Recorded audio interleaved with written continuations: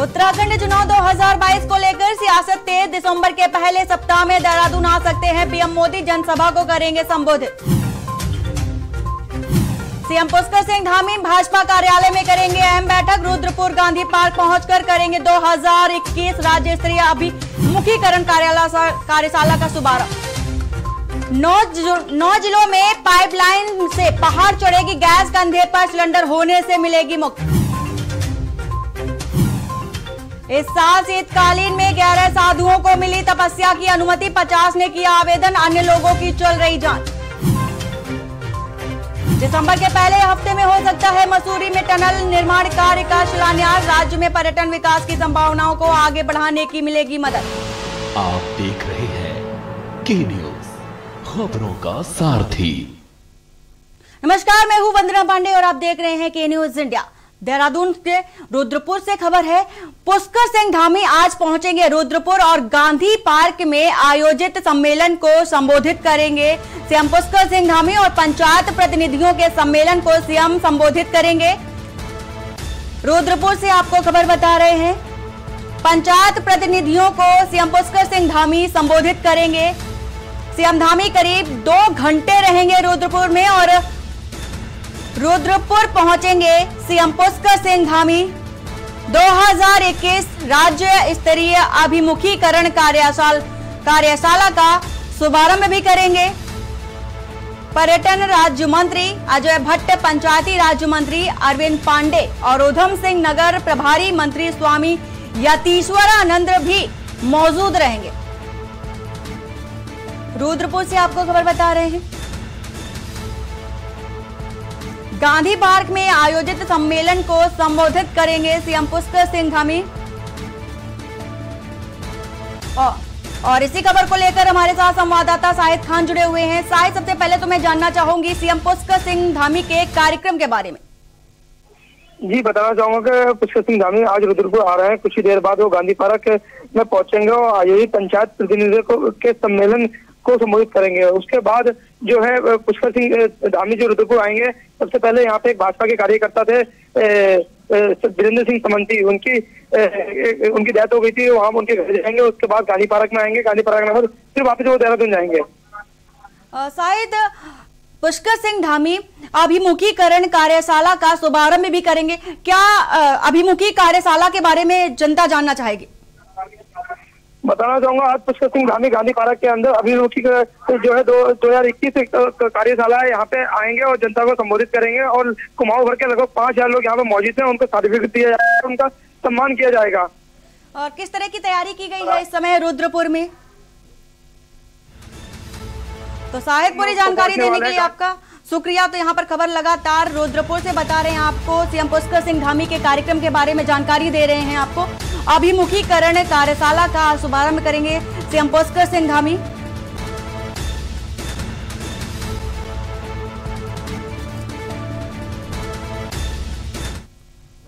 देहरादून से खबर है, प्रबंधन समिति की बैठक हुई समाप्त। देहरादून से आपको खबर बता रहे हैं, कल 7 और आज 4 समितियों के साथ चर्चा हुई है, मदन कौशिक ने कहा है। और आगामी विधानसभा चुनाव में प्रबंधन को लेकर बैठक की गई है, इस बात की चर्चा की गई है। और प्रबंधन समिति की बैठक अब समाप्त हो चुकी है। देहरादून से आपको खबर बता रहे हैं, प्रबंधन समिति की बैठक समाप्त हो चुकी है। कल 7 और आज 4 समितियों के साथ चर्चा की गई है, ऐसी जानकारी मदन कौशिक ने दी है। आगामी विधानसभा चुनाव में प्रबंधन को लेकर यह बैठक की गई है और प्रबंधन समिति की बैठक अब समाप्त हो चुकी है। देहरादून से आपको खबर बता रहे हैं, प्रबंधन समिति की बैठक समाप्त हो चुकी है। कल 7 और आज 4 समितियों के साथ चर्चा की गई, इस बात की जानकारी मदन कौशिक ने दी है। आगामी विधानसभा चुनाव में प्रबंधन को लेकर बैठक की गई है।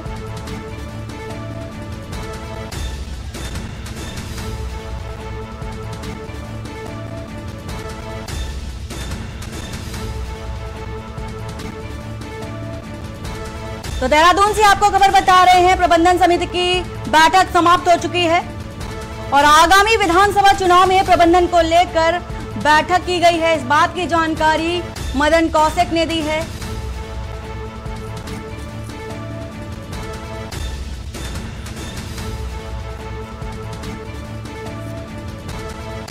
कल 7 और आज 4 समितियों के साथ बैठक में चर्चा की गई। आगामी विधानसभा चुनाव में प्रबंधन को लेकर बैठक में चर्चा की गई है।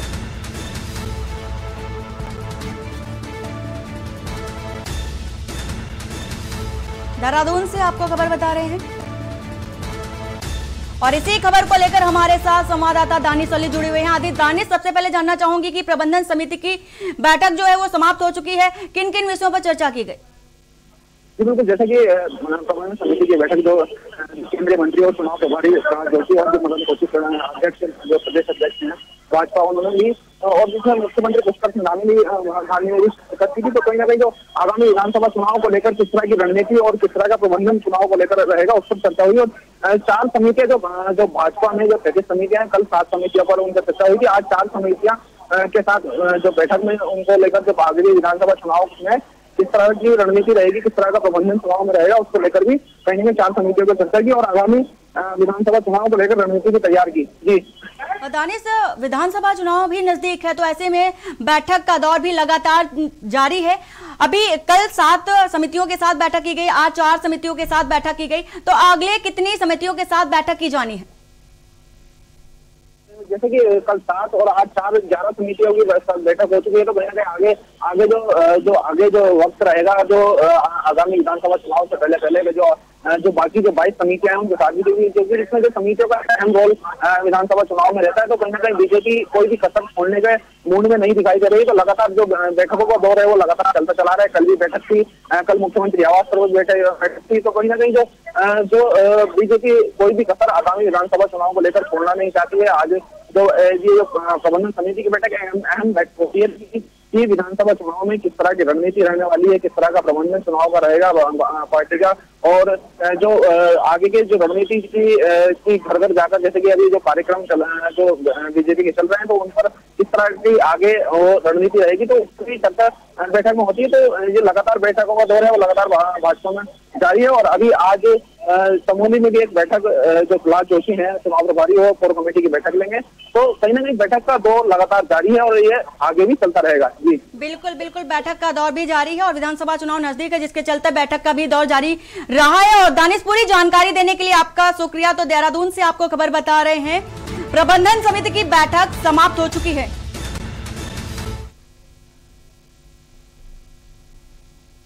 उत्तरकाशी से खबर है, डीएम मयूर दीक्षित ने आगामी चुनाव से संबंधित बैठक ली है और जिला प्रशासन विधानसभा चुनाव की तैयारियों में भी जुट चुका है। डीएम ने कहा है कि चुनाव संबंधित कार्य हो रहा है और युद्ध स्तर पर दिव्यांग मतदाताओं के लिए उचित व्यवस्था भी की जाएगी।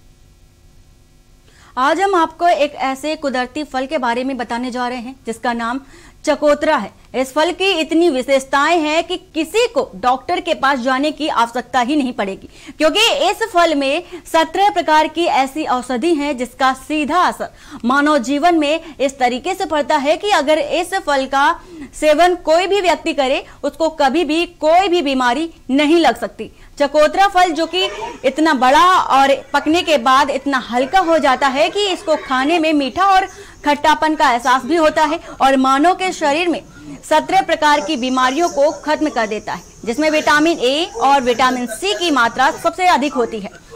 यह फल आसानी से मार्केट में भी उपलब्ध नहीं होता है, बल्कि जो लोग अपने घरों में फल और फूलों के वृक्ष लगाते हैं, खासकर उनके घरों में यह फल देखा जाता है और पाया जा सकता है। इस पेड़ का नाम ये है, इस फल को चकोतरा कहते हैं। ये पेड़ हमने 3-4 साल पहले लगाया था, इसकी काफ़ी सेवा की थी और उसके बाद अब इसमें 2 साल से फल आ रहा है और ये काफ़ी अच्छा और पौष्टिक होता है शरीर के लिए। इस इसको कई बीमारियों में यूज किया जाता है। मार्केट में इसकी डिमांड बहुत कम ज़्यादा है। क्या कहते हैं, इसके जब बड़ा पहले ये छोटा छोटा होता है, उसके बाद काफ़ी बड़ा होता है। बड़ा होने के बाद पूरा ये पीला हो जाता है। जब पूरा पक जाता है तो तब इसको खाया जाता है। इसके अंदर से रेड कलर का होता है ये, और काफ़ी अच्छा और मीठा होता है। स्वाद में भी बहुत अच्छा होता है। यहाँ रुकते एक छोटे से ब्रेक के लिए, जल्द हाजिर होते हैं। आप देख रहे हैं के न्यूज, खबरों का सारथी। सदियों से सुनते आए हैं, बेटे बड़े होके अच्छी सी नौकरी करना, अच्छी सी नौकरी करना।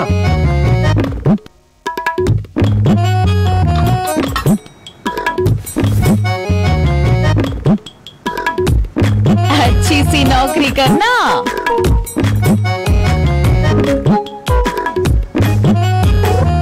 अच्छी सी नौकरी करना।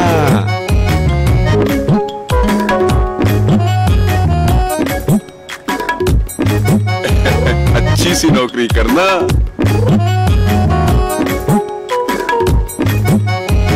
अच्छी सी नौकरी करना।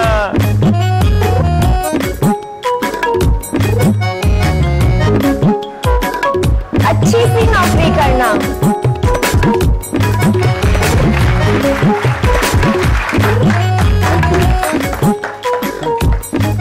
अच्छी सी नौकरी करना। अगर सब अच्छी नौकरी करने वाले बनेंगे तो नौकरी देगा कौन? बेटा तुम अच्छी सी नौकरी देने वाला बनना। अगर भारत को दुनिया का नंबर 1 देश बनाना है तो आज हर बच्चे के अंदर एंटरप्रेन्योर माइंडसेट जगाना होगा।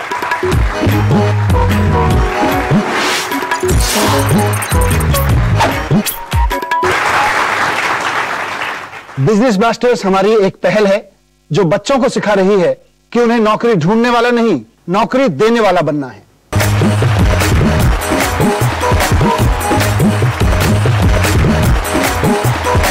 बिजनेस ब्लास्टर्स, छोटे बिजनेस स्टार्स, बड़े बिजनेस आइडियाज। 28 नवंबर से हर रविवार शाम 7 बजे आपके टेलीविजन पर। जुबान के लिए उड़ चला गैरों की जमीन पर, खुशबू अपने पन की ढूंढता। दूर कितना भी जा, इस जुबान से दूर ना जा पाओगे। विमल, बोलो जुबान केसरी। आप देख रहे हैं के न्यूज, खबरों का सारथी। ब्रेक के बाद आपका स्वागत है और खबर उत्तरकाशी से आ रही है। डीएम मयूर दीक्षित ने ली आगामी चुनाव संबंधित बैठक। उत्तरकाशी से आपको खबर बता रहे हैं। जिला प्रशासन विधानसभा चुनाव की तैयारियों में जुटा हुआ है। उत्तरकाशी से आपको खबर बता रहे हैं। डीएम ने कहा है कि चुनाव संबंधित कार्य युद्ध स्तर पर हो रहा है और दिव्यांग मतदाताओं के लिए उचित व्यवस्था भी की जाएगी। उत्तरकाशी से आपको खबर बता रहे हैं। मयूर दीक्षित ने आगामी चुनाव को लेकर बैठक की है। जिला प्रशासन विधानसभा चुनाव की तैयारियों में जुटा है।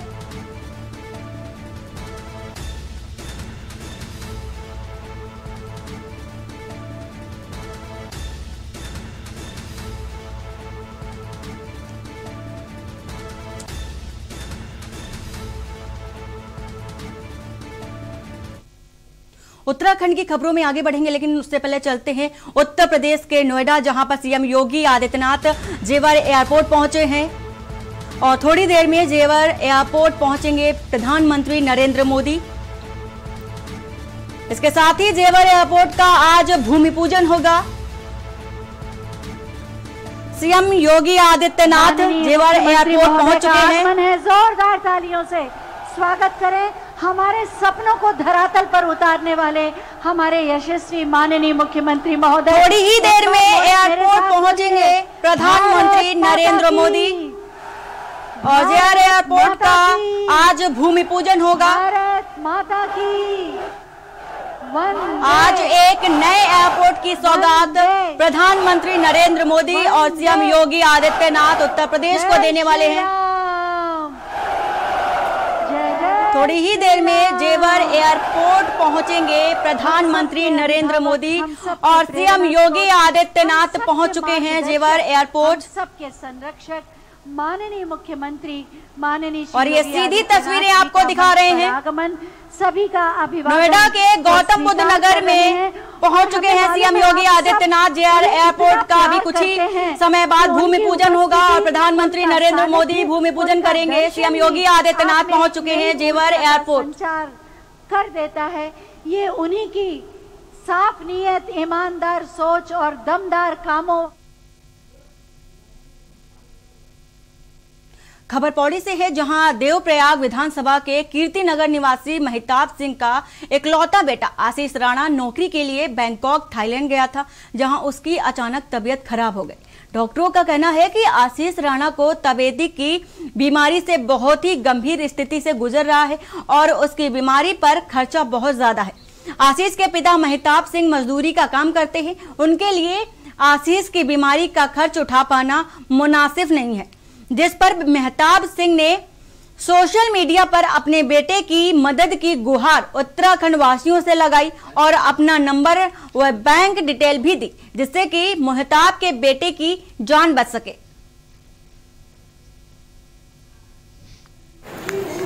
Is okay.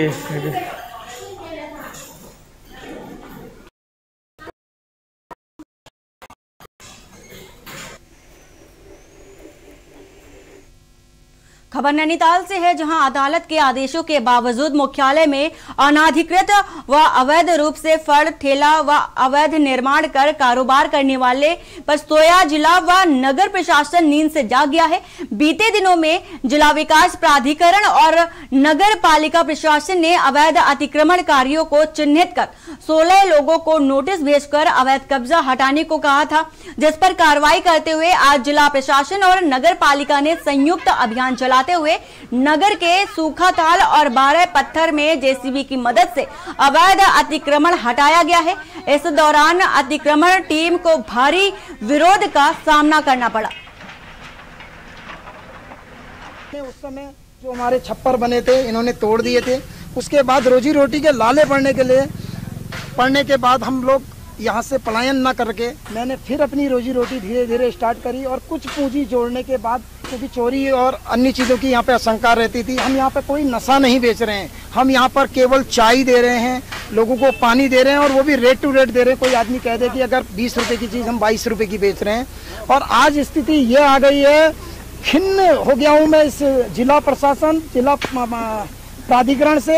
तो प्राधिकरण अनदेखी करते हुए इन छोटी छोटी जगहों में आकर हमको बेरोजगार कर रहे हैं। तो फर्क के हटाने की कार्रवाई की जा रही है।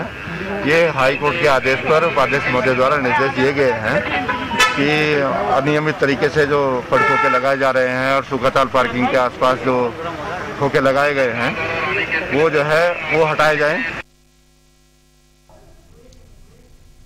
यहाँ रुकते एक छोटे से ब्रेक के लिए, जल्द हाजिर होते हैं। आप देख रहे हैं के न्यूज, खबरों का सारथी। चलो यहाँ पर पूजा, मैं मार्केट से आता हूँ। मिस्टर, कार की चाबी?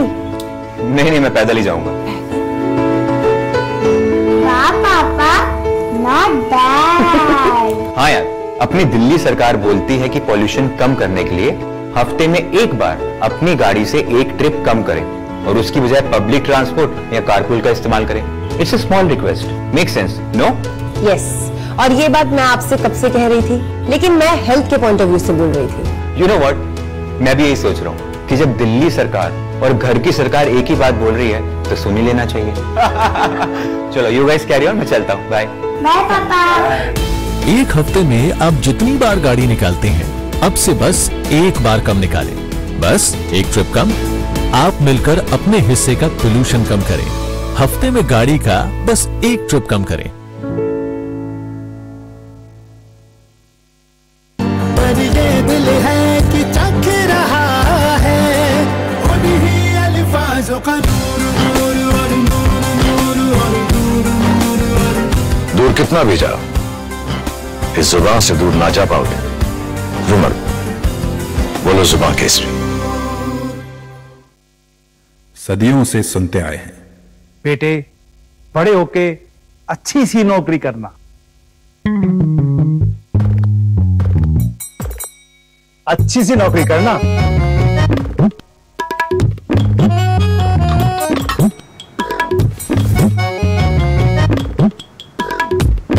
अच्छी सी नौकरी करना।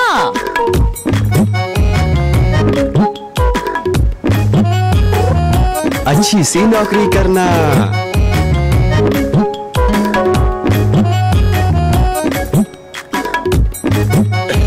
अच्छी सी नौकरी करना।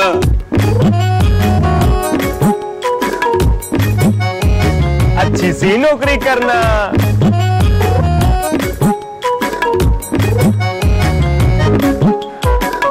अच्छी सी नौकरी करना।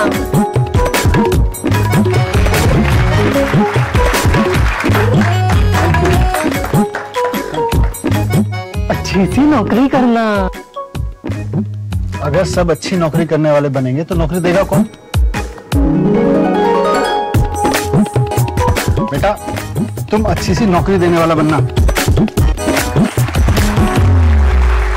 अगर भारत को दुनिया का नंबर 1 देश बनाना है तो आज हर बच्चे के अंदर एंटरप्रेन्योर माइंडसेट जगाना होगा।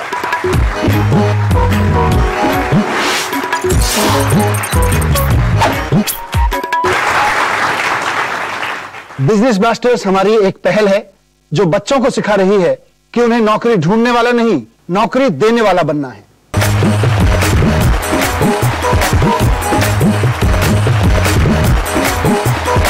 बिजनेस ब्लास्टर्स, छोटे बिजनेस स्टार्स, बड़े बिजनेस आइडियाज। 28 नवंबर से हर रविवार शाम 7 बजे आपके टेलीविजन पर।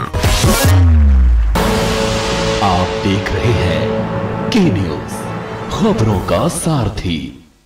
ब्रेक के बाद आपका स्वागत है। खबर रुड़की से है, जहां पर अकबरपुर कालसो निवासी महेंद्र सिंह सैनी ने अपनी बेटी रूपा की शादी दिसंबर 2018 को रुड़की के देव एनक्लेव निवासी सुमित सैनी पुत्र विनीत सैनी के साथ की थी। आरोप है कि शादी के करीब 6 माह बाद विवाहिता को उसके ससुराल वालों ने परेशान करना शुरू कर दिया, जिसके बाद रिश्तेदारों ने बैठकर आपस में कई बार सुलह भी कराई गई, लेकिन उसके बाद भी बात नहीं बनी। ससुरालियों का विवाहिता के प्रति व्यवहार नहीं बदला, उसके साथ मारपीट की जाती थी। इस बात से परेशान विवाहिता को उसके मायके वाले वापस अपने गांव ले गए, जिसके बाद महिला हेल्पलाइन में भी मामला चला, लेकिन बात नहीं बन पाई। इसके बाद मामला न्यायालय में चला। न्यायालय में 11 अक्टूबर को विवाहिता को ससुराल में रहने की इजाजत दे दी। न्यायालय के निर्देश पर सीडीपीओ जैनेंद्र और पुलिसकर्मी विवाहिता व उसके बच्चे को लेकर उसके ससुराल पहुंचे, लेकिन ससुराल वालों ने गेट ही नहीं खोला। घंटों तक विवाहिता अपने बच्चे के साथ गेट पर बैठी रही। वहीं अधिकारी व पुलिसकर्मी भी वहां मौजूद रहे। मेरी यहाँ पर शादी हुई है डिफेंस कॉलोनी में। मेरी 2018 में शादी हुई थी और मेरी बच्ची 2019 में बच्ची हुई है अक्टूबर में। और ये लोग मुझे यहाँ रखना नहीं चाहते, दहेज की मांग कर रहे हैं, 7 सीटर गाड़ी मांग रहे हैं। मेरे पे कोर्ट के आदेश हैं, कोर्ट के आदेश का उल्लंघन कर रहे हैं। मुझे 1 बजे से मैं यही हूँ, ये लोग मुझे अंदर ले नहीं रहे हैं। मेरे पति का और मेरी जेठानी का अफेयर है, इसलिए मुझे ये लोग रखना नहीं चाहते और दहेज मांग रहे हैं और ज्यादा से ज्यादा 7 सीटर गाड़ी मांग रहे हैं मेरे साथ। क्योंकि मैंने 18 दिसंबर को यहाँ पर ये डिफेंस कॉलोनी के अंदर उस लड़का देखकर और उसकी शादी यहाँ कर दी थी, और शादी हमने गाँव में की थी। बड़ी उसके साथ में दान दहेज भी जो इन लोगों ने कहा था वो दिया था। और इसके पश्चात इन लोगों ने जिस टाइम ये लड़की कुछ टाइम रही तो बड़ा इन्होंने एक इनोवा गाड़ी थी वो इन लोगों ने पहले बेच दी, और उसके बेचने के बाद में फिर ये लोग और भी कुछ मांग करने लगे। और प्रेग्नेंट जो थी ये करीबन 6 महीने के लगभग थी, और घर पर ले गया हम इसे। और ले जाने के बाद अब हमने इन लोगों को बहुत सुझाव दिया, भाई आपस में कंप्रोमाइज कर लो, हम जैसे भी तैयार हैं, आप बताइए। दूसरों लोगों को भी कहा, लेकिन ये लोग उन्होंने कहा हम बिल्कुल रखते। बुलेटिन फिलहाल इतना ही। बाकी की खबरों के लिए बने रहिए आप के न्यूज इंडिया के साथ। नमस्कार।